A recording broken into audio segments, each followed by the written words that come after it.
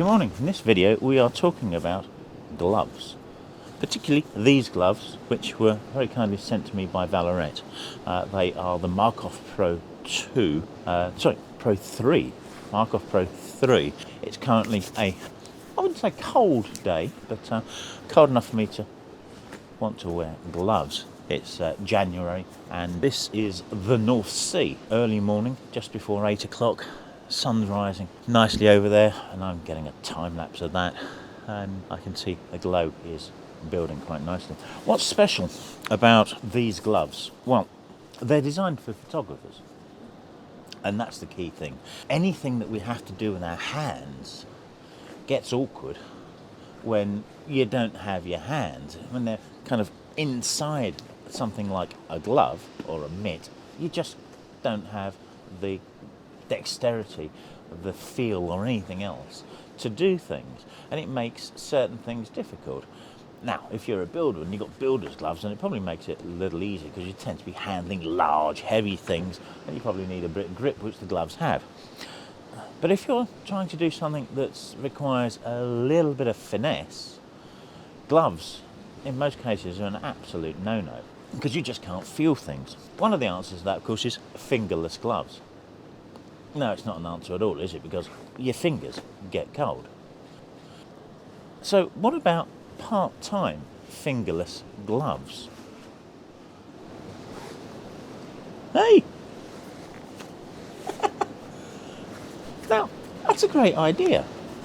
And you know what? It really works.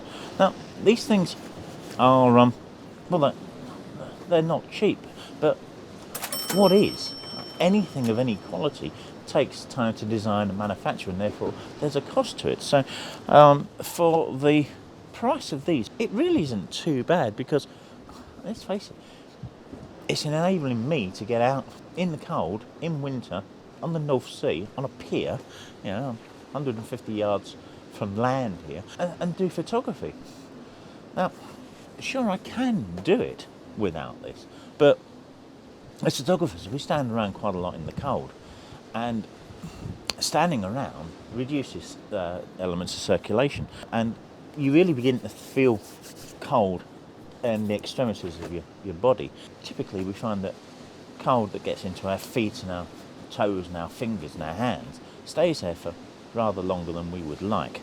So gloves are a damn good idea. But why would you buy expensive gloves? Well, as I've already said, they're well made, they're well designed. They are designed, as I've already said, for this idea of being able to get your fingers out.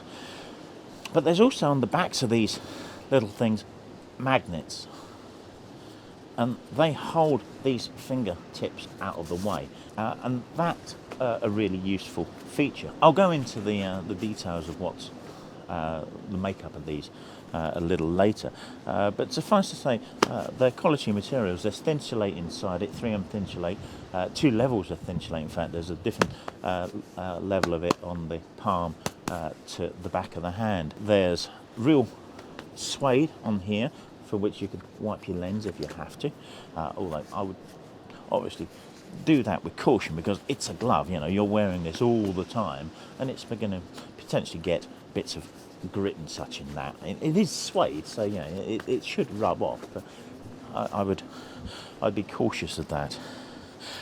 The little holes where your finger comes out are really nicely finished, and one of the things that I have some real difficulty with is that now this isn't some kind of party trick.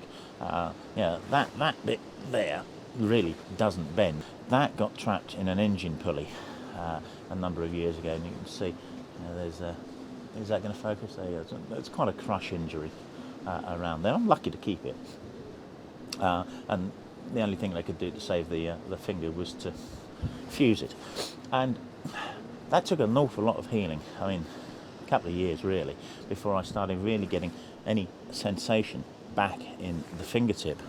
Well, let's just say any sensation except cold. When cold gets into that, it's there to stay. So this is really important, and of course it's my index finger, it's what I do everything with. So protecting that is really important. But I really do hate gloves. In my previous job, where I ran a boatyard for hiring boats out on the Norfolk Broads, I had to do all manner of things that really involve putting your hands into the kind of muck that you wouldn't really want to put your hands into. So we had latex gloves and such for that. And I've got to say, I didn't like using those either, because you lose feeling. It's just, it's horrible. And then they tear. The only thing I used gloves for religiously was when I was working with fiberglass resin, because that stuff is awful to get off. But I digress. Let's talk back about these, because I'm carrying these everywhere I go at the minute. They just slip into the top of the camera bag, and they just sit there, and if I need them, they're there. If I don't, they're not really taking up a great deal of space. They might look large, but they do compress down nicely, so you really can just carry them in a gadget bag quite nicely. If you're finding this video at all useful, that's great.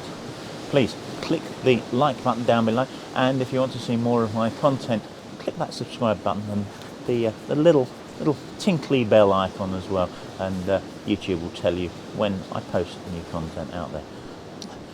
So, apart from the nice fliffy back fingers, these have got a number of other important things that make them good for photographers. So, we've already mentioned the designed in kind of wipey pad there.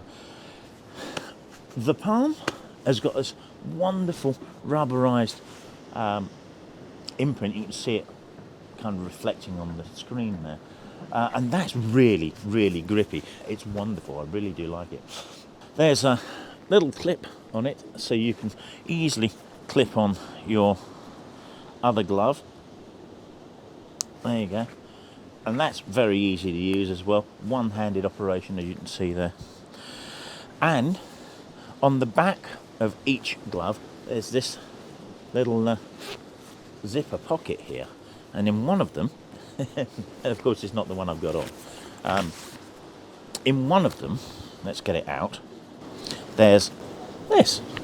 This is a key, or I call it a key, just a little disc with the Vallerret logo on it, this hexagon, with the Vallerret.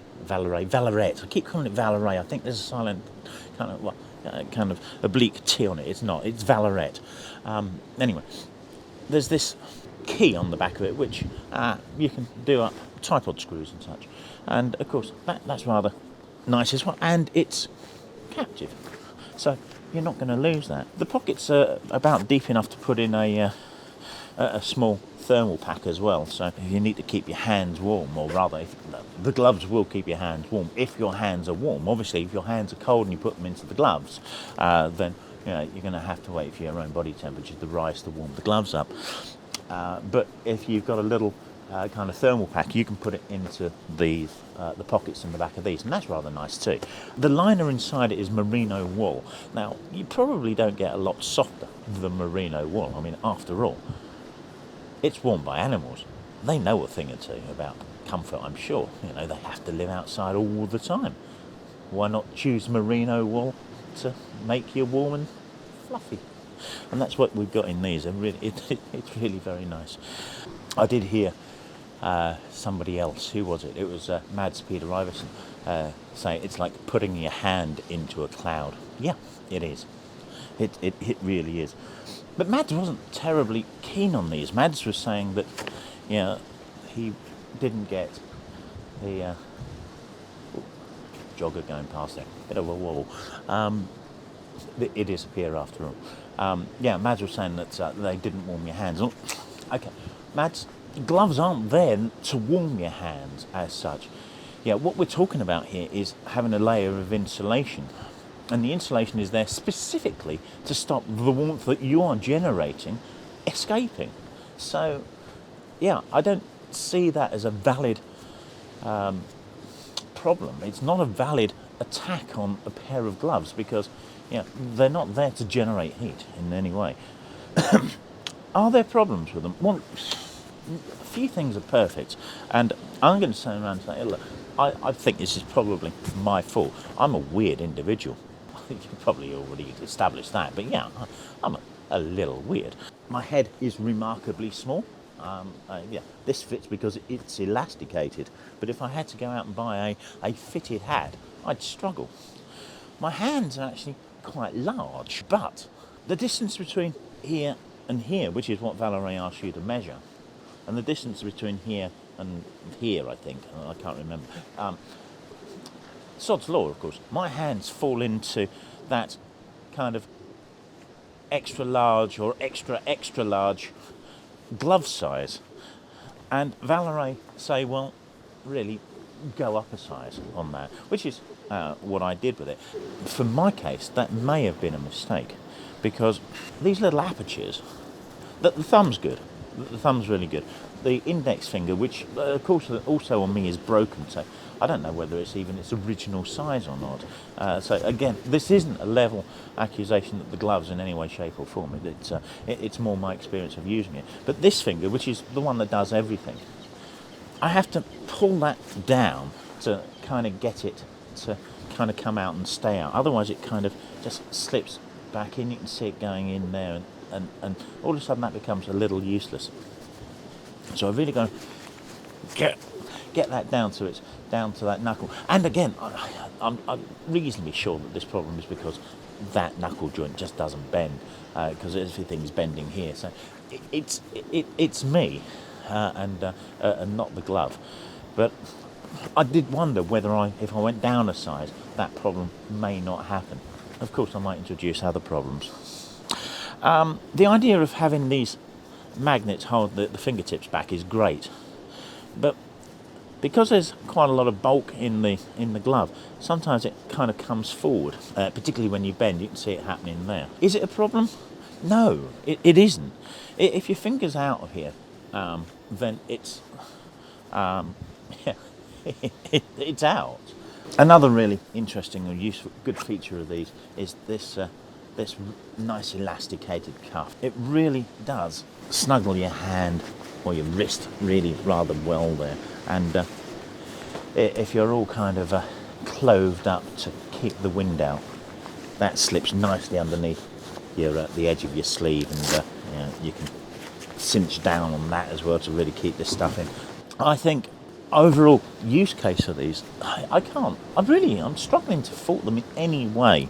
My thanks to Vallerret for providing these gloves, which I will continue to use through winter, and I'm getting out quite a lot more at the moment as well, and yeah, these are great. If you need some photography gloves,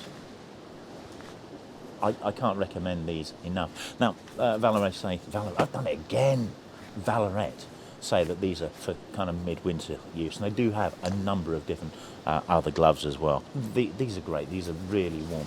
In the UK, in slightly more warmer climates, you probably don't want anything other than these, but there are others. So go and take a look at the Vallerret's website to make your selection. But the key thing, I think, has got to be get your sizing right. If you don't get your sizing right, you might end up with something that's perhaps is awkward to get on and off, or just you can't get your fingers out or touch. But that really is the only finger I have that problem with, and I'm sure it's me and not the glove. Thank you very much for watching. Have a great day, and we'll see you in another video very soon.